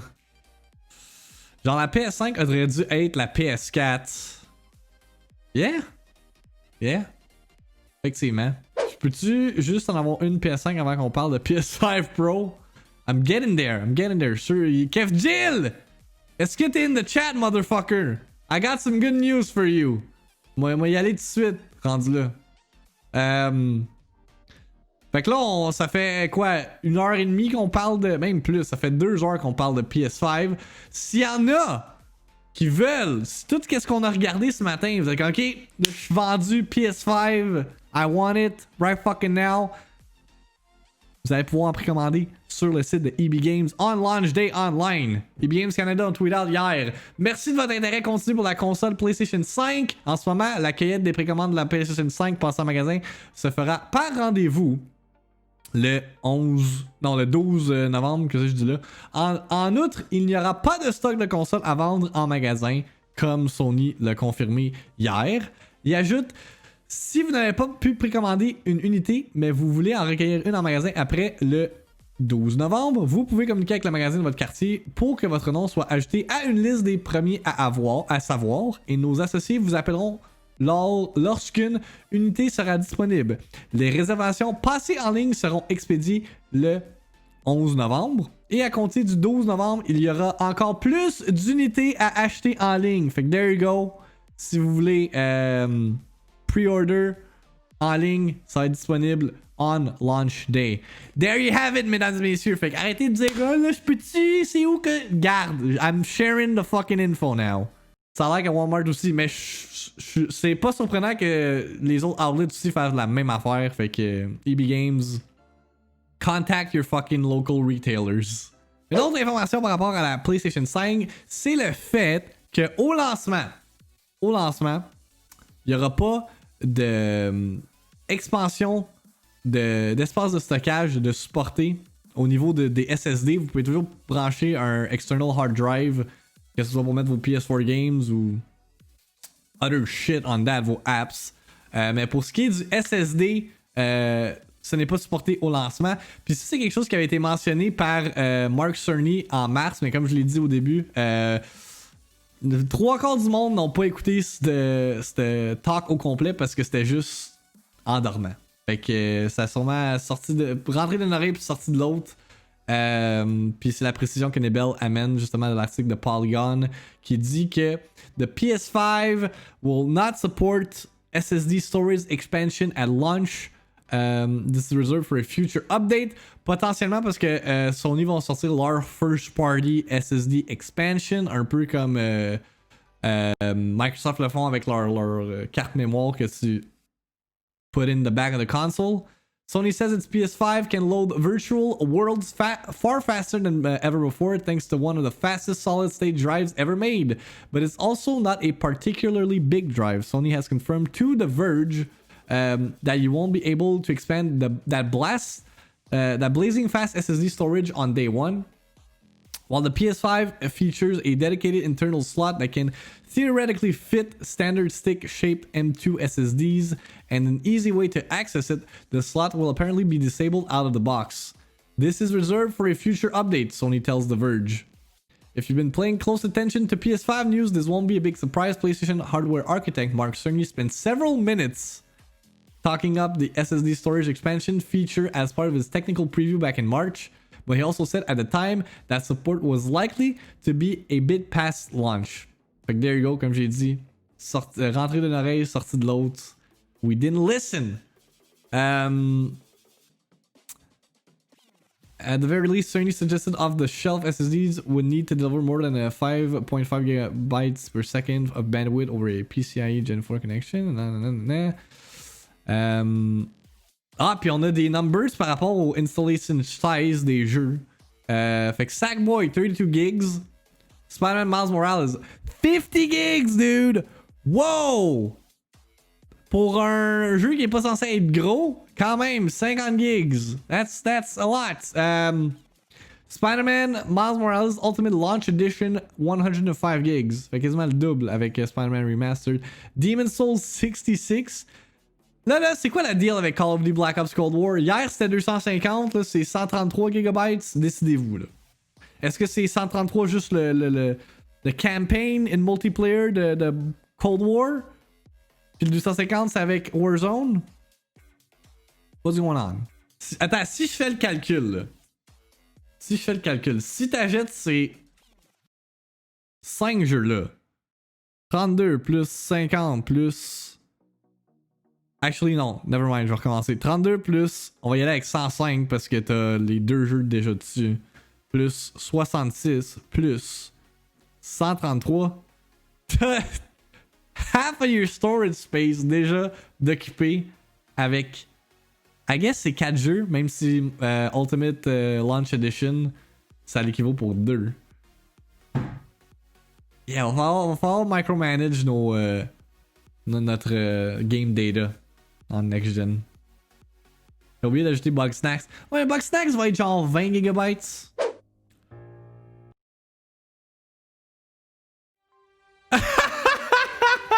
Nous interrompons cette diffusion pour une présentation spéciale. Oh, this is good. This is good, chat. This is good. Breaking news! The Medium has been delayed to January 28, 2021 on all platforms. Guess what? It was bound to happen. I mean, ton direct competition, c'était Cyberpunk. Donc, it makes a lot of sense. C'est juste fucking drôle à voir.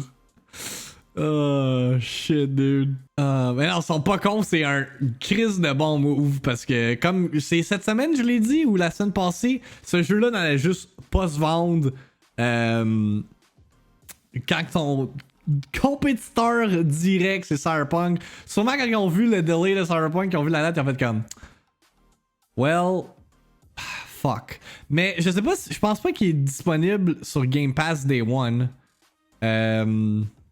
Là, il va avoir plus de chance, justement. Il y a rien qui sort en janvier, fait que maybe là, le jeu va pouvoir être plus rentable pour le team chez Bloober Team. Let's read their post. Alright? Il y a pas de gros wall of text, fait que honnêtement, tu sais, ils disent COVID, là. Honnêtement, je pense que c'est à cause de Cyberpunk. C'est some PR bullshit qu'on va lire right here, right now. After much careful thought and consideration, today we have made the difficult decision to delay the launch of the Medium to January 28, 2021. It wasn't an easy choice, but one made due to the COVID-19 situation in Poland and the fact that we are competing against one of the biggest games of the year, Cyberpunk 2077. Ça, c'est moi qui ai rajouté ça. As well as the current schedule for other games in the market. There you go. Directement. Au moins, ils l'ont knowledge. Ils ont pas inventé some stupid shit.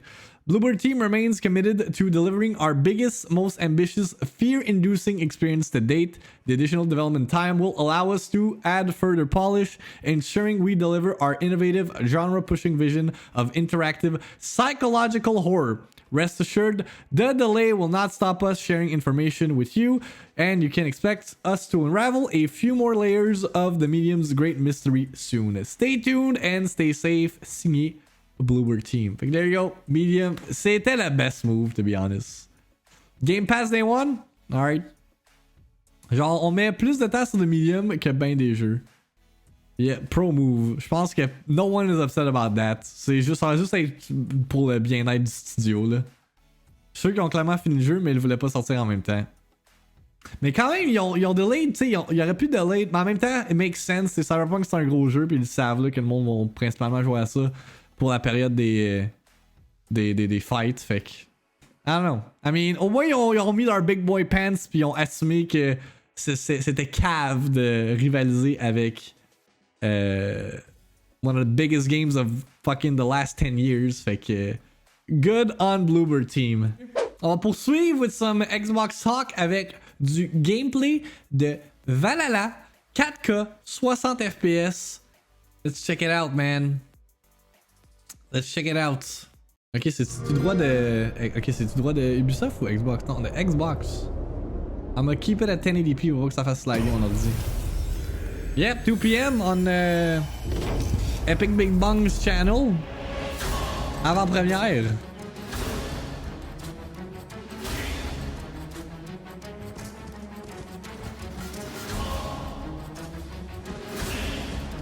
Okay, this is how you fucking hype a game.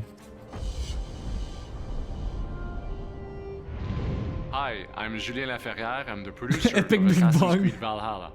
And we are looking forward to Julien players play our Laferrière, game on clairement un Xbox Series Québécois, X ça. and Series S. I'm really excited to be here today and do a deep dive into our gameplay.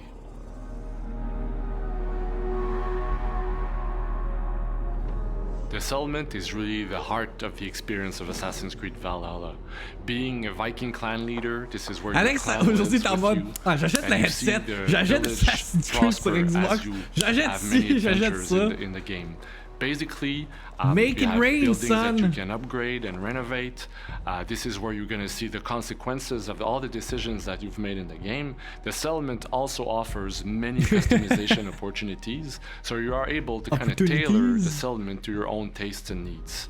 Ah, c'est As you cross-save. progress through the game, you will unlock many different buildings, and each of those buildings Mais will justement, give you c'est en many mode, possibilities, whether it's a blacksmith where 4 you get to a.m. upgrade your gear, on the couch or maybe a avec tattoo ton artist kid. where you can Constant customize game the de Valhalla. appearance of your character and your hairstyle, and even Sure. a place where you can have your collections through the Roman collectors or the hunters or the fishermen. Every single quest arc in the game is introduced to what we call the war table.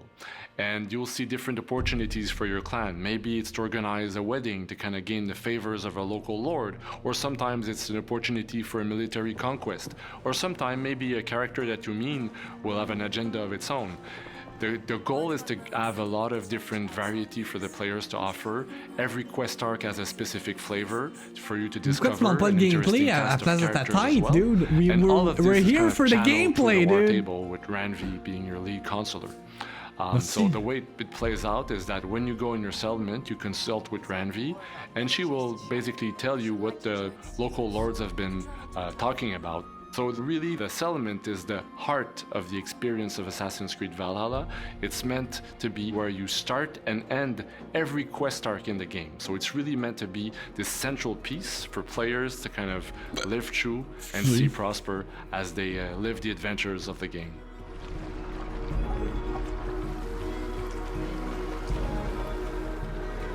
Look, one of the rich temples. As a Viking leader, one of the main activities you do in the game is raiding. So basically, you leave from your settlement on your longboat with your crew, and you attack a strategic Saxon location. Kill innocent people and raid their settlements. When you raid, you find special resources, and you can use those resources to later on upgrade your settlement, unlocking new buildings and new possibilities. Oui, Julien.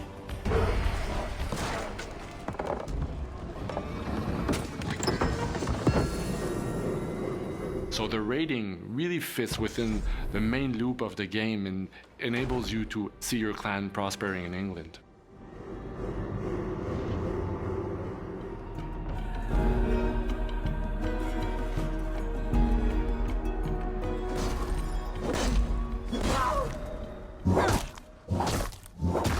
Making a game about Vikings, we really wanted to deliver on the brutality of the combats.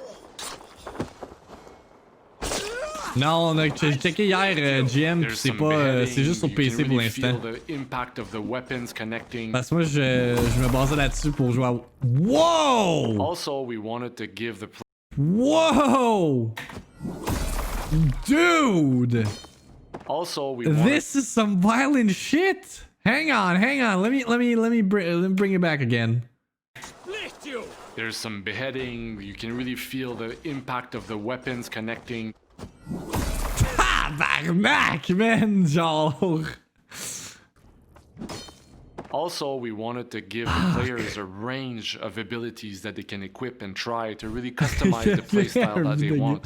And all the abilities are really grounded into what it means to be a Viking fighting.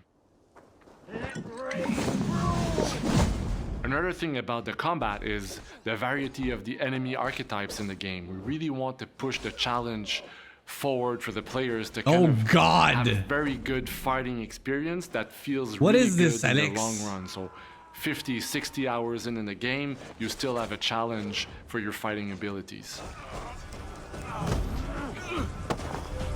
Pourquoi le frame rate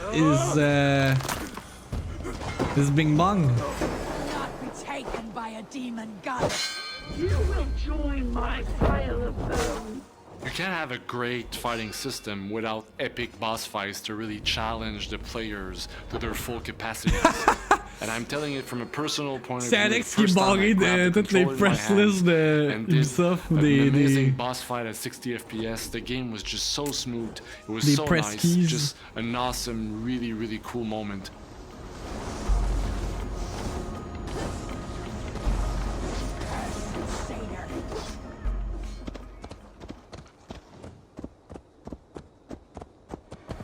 Vikings were famous explorers, and we wanted to bring some of that flavor into the game to have the players feel like they're exploring a brand new world. A whole new world!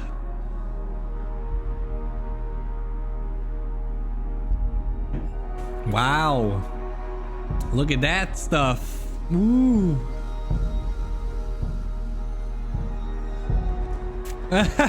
Don't shoot me up. Just sharing this One on of the the internet. tools we have for this is the Raven. So the Raven, if you fly your Doing your Raven, job. the Raven will point you out at opportunities for you using beams of light. And every opportunity, every beam of light has a surprise or a little challenge for players to discover. And what's great about the Raven on Series X is that we have little to no loading time. So we always have this immersive experience always available, always there. Ok, t'as uninterrupted écouté by cette loading bout-là. times. Good.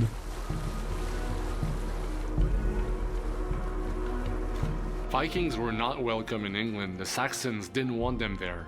And sometimes fighting just doesn't cut it. So you have to use other options like social stealth.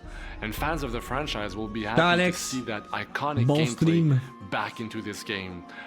Just with the blending of the monks, which is actually a great tribute to Assassin's Creed 1, or just sitting on the benches unnoticed, using your hidden blade and your 24 hood hour just to PS5 blend in with pre-order. the big cities of England. It's just a really cool feeling. And for infiltration, a great tool for this is the Odin sight, as it highlights enemies, The loot, Odin key sight. items, so you have every information at your disposal to just sneak in and make your way through.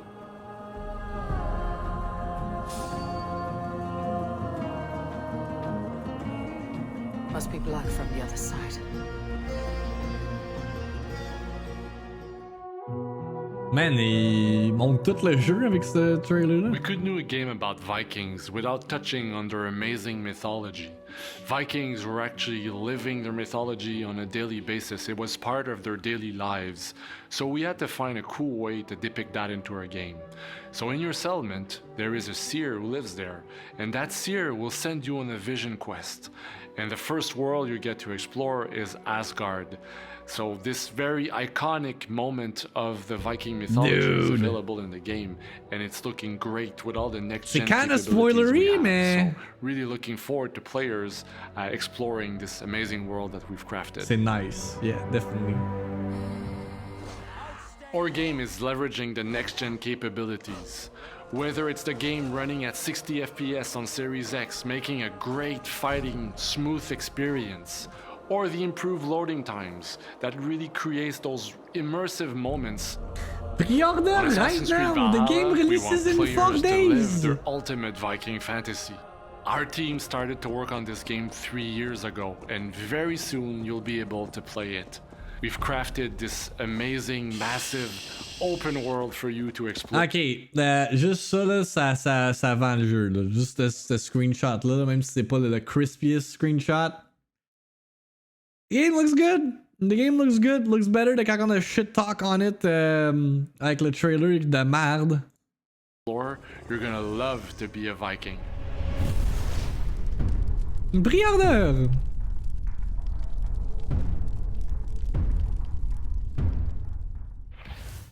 Like, there it is, Assassin's Creed Valhalla, ladies and gentlemen, gameplay, comprehensive gameplay showcase de la part de Ubisoft ainsi que Xbox. XC, Godfall, PS5, PC trailer, releases next week. Let's watch it. He turned us against each other. Brother. Je suis gâté, avoue, hein. Macros tried to kill me. He failed. His reign ends with me. You can count on us.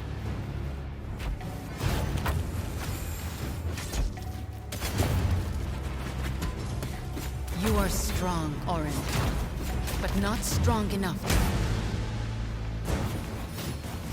You need to craft better weapons. Go on. Light the forge.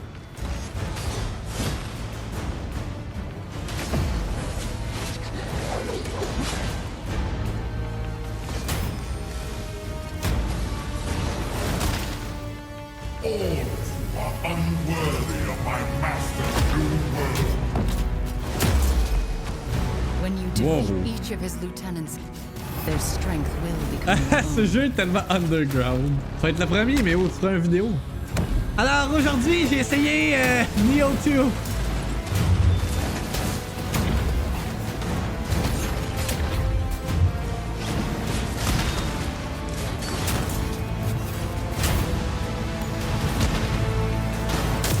It's time for your madness to end, brother. I was never just your brother. I am your god. Ok, I'm gonna be real with y'all. That was a cool trailer. Oui, je l'ai écouté. Je commence à faire un certain hype. Ben, pas moi, là, je l'achèterai pas, mais. That was a cool trailer. That was a cool trailer. Ouais, c'est très ressemblant. Mais je trouve que Warframe, ça a l'air plus cool qu'Outriders. Anyway, on a bien beau avoir pas beaucoup d'informations, Alexis, mais la chose qui est confirmed, c'est que ça va être un PlayStation Console exclusive, et ça pour au moins 6 mois. Fait que, well, Xbox players, you'll have to wait 6 months si vous voulez jouer à Godfall. Sinon, toujours la possibilité de jouer sur PC, parce que le jeu va être disponible sur PC via the Epic Games Store. Donc, yeah. In movies and entertainment maintenant, sorry, mais tous les films sont delayed. Free Guy has been delayed indefinitely. Death on the Nile également delayed indefinitely. Merci Disney. Mais, Tenet sort le 15 décembre sur 4K, Blu-ray, DVD and digital. Si vous n'avez pas vu Tenet, it's a great movie. Le dernier film de Christopher Nolan. Highly recommended. Je suis allé voir au cinéma quand on n'était pas en zone rouge. And I enjoyed it. Puis je vais enjoy le réécouter en maybe 4K. I'll maybe buy it 4K. I don't know. Ou je le louerai au pire. Ça, c'est sorti ce matin. Johnny Depp has quit his role as Grindelwald in the Fantastic Beasts franchise. J'ai jamais écouté un film de Fantastic Beasts, mais il est sorti une press release disant, in light of recent events, I would like to make the following short statement. Firstly, I'd like to thank everybody who has gifted me with their support and loyalty. I have been humbled and moved by your many messages of love and concern, particularly over the last few days. I have been humbled and moved by your many ça, je l'ai lu. Secondly, I wish to let you know that I have been asked to resign by Warner Brothers from my role as Grindelwald in Fantastic Beasts, and I have respected and agreed to that request. What the fuck is going on with Johnny Depp? Y a-t-il quelque chose qui est sorti que j'ai pas vu? Asked to resign? Finally, I wish to say this. The surreal judgment of the court in the UK will not change my fight to tell the truth, and I confirm that I plan to appeal. My resolve remains strong, and I intend to prove that the allegations against me are false. My life and career will not be defined by this moment of in time. Thank you for reading. Qu'est-ce qu'il a fait? Tout le shit avec son ex. Mais c'est pas elle, c'est pas son ex qui l'a abusé de lui. And not the other way around. Two toxic lovers. Non, ça passe en dessous de mon radar, ça. Anyway, mesdames et messieurs, il est presque 1h. It's been a long show, man. It's been a long show. J'espère que vous avez apprécié la Victime Minute d'aujourd'hui. En tout cas, on a été servi pour la dernière Victime Minute de la semaine. Last Victime Minute avant, I guess. Ben, techniquement, il va y avoir lundi avant le Next Gen. Mais, yeah. Next week is gonna be some exciting times. J'espère que vous êtes ready pour next week. The arrival of the Next Gen, the arrival of a lot of big games. Puis je vais essayer my goddamn best to cover each and every one of them sur ce very morning podcast show. Fait que si vous êtes nouveau, vous n'avez pas follow la chaîne, what the fuck are you doing? Follow me, Victim, puis follow mes réseaux sociaux to stay up to date with the content. Je reviens avec la date exacte du stream où est-ce qu'on va unboxer, check out the games, and all that de la PlayStation 5. J'attends justement Best Buy. Est-ce qu'ils m'envoient un courriel? Please, Best Buy, come on. I have not received an email, sadly. But yeah, I'll do my best to cover tout ce qui est Next Gen la semaine prochaine. Fait que yeah. Merci d'avoir tune in. Je vous rappelle que la Victime Minute est disponible en version abrégée sur Spotify, Google Podcasts, Apple Podcasts, ainsi que YouTube, en version vidéo. J'ai oublié de le mentionner hier. Ça faisait comme une des premières fois que j'oubliais de le mentionner. I guess hier, j'étais juste fuck it, I'm out. Je m'en vais. Fait que, yeah, fait qu'il y aura pas de stream de mon côté cette semaine. En fin de semaine, excusez. It's about that time, là. J'ai faim, mon ventre is grumbling. I need to eat some stuff. Fait que pas de stream en fin de semaine. Be on the lookout pour la question de la semaine, par exemple, qui va être publiée demain.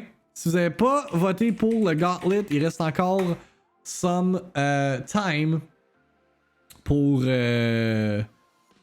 soit voter pour Donkey Kong ou Pokémon. Gagnant va aller en demi-finale contre Super Mario. Enjoy your weekend. Be safe out there. On se revoit next week for Bedlam in the video game industry, man. It's gonna be crazy. Xbox Series X, PS5, crazy stuff. Like, be there every day, man. Every day. Le 23 novembre. Allegedly, mais ça pourrait être extensionné. Garde. Chose certaine, c'est que vous allez avoir du content pour Next Gen next week. And that's all that matters. Alright? Take care. Be safe. Puis on se voit lundi for Bedlam, mes amis. Woo! L'embargo pour les reviews de Xbox Series X a été lifté ce matin. On a Digital Foundry, The Verge, USG, The Gamer, CNET, I guess IGN. Pourquoi Nebel n'a pas les IGN reviews? Y'en a qui shit a lot on IGN. Moi,